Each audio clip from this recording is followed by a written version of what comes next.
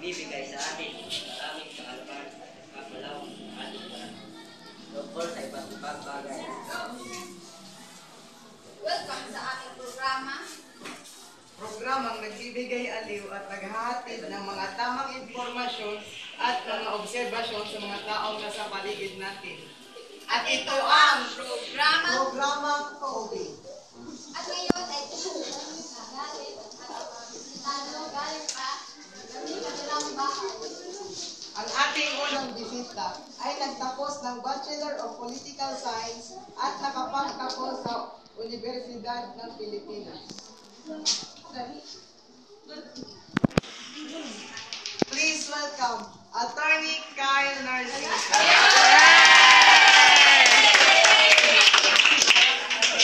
At kilalanin pa natin ang ating pangalawang bisita. Ang ating pangalawang bisita ay nagtapos ng civil engineering at bilang tao lang. Engineer Jai Alex Narva.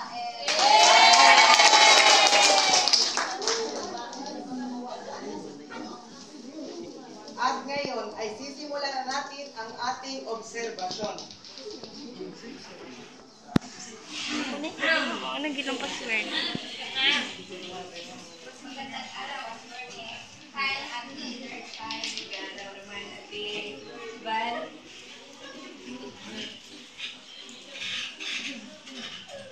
Kamusta ang buhay ng isang taong nakapagtapos na ng pag-aaral at ay professional? Para sa akin ay okay lang naman at iba at nagagawa, natupad ko na ang pangarap ko para sa aking mga magulang. Ngayon ay nabibili ko na ang aking mga gusto. Sa wakas natupad na ang mga pangarap ko bilang abogado at magagawa ko na at nabibili ko na ang mga gusto ko. And that's make me proud because my journey as a student finally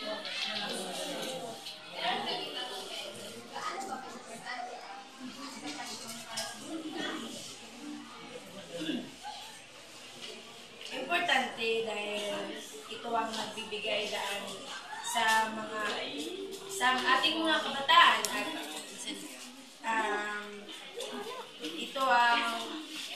at ito ang daan sa kanilang mabuting kinabukasan.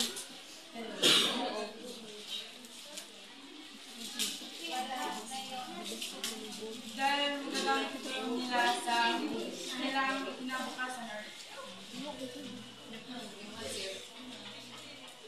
Pangalawang tanong, bakit nagagawa ng mga estudyante?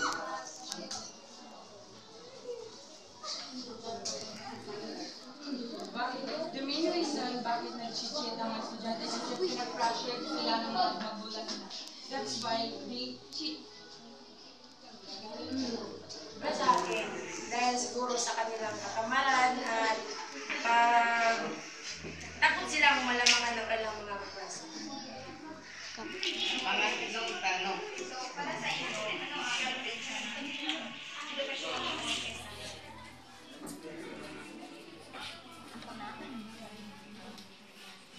Sa akin, mas advanced kasi ngayon kaysa noon. Dahil pag gagawin kami ng assignment namin, babasa pa kami ng libro para makasagot.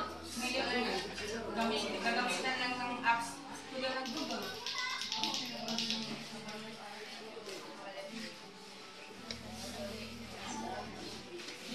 pangatlong tanong, sang-ayon ba kayo na magkaroon ng mga kasitahan ng mga estudyante?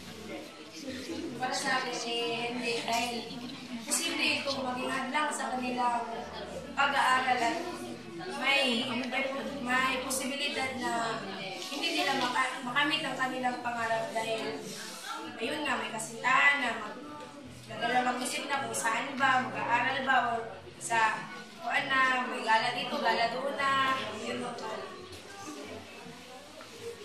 Sa akin, I agree, pero dapat pa rin namin ng pag-aaral at may prioritize.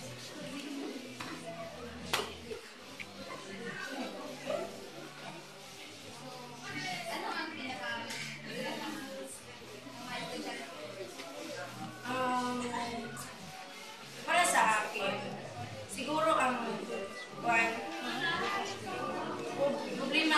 financial.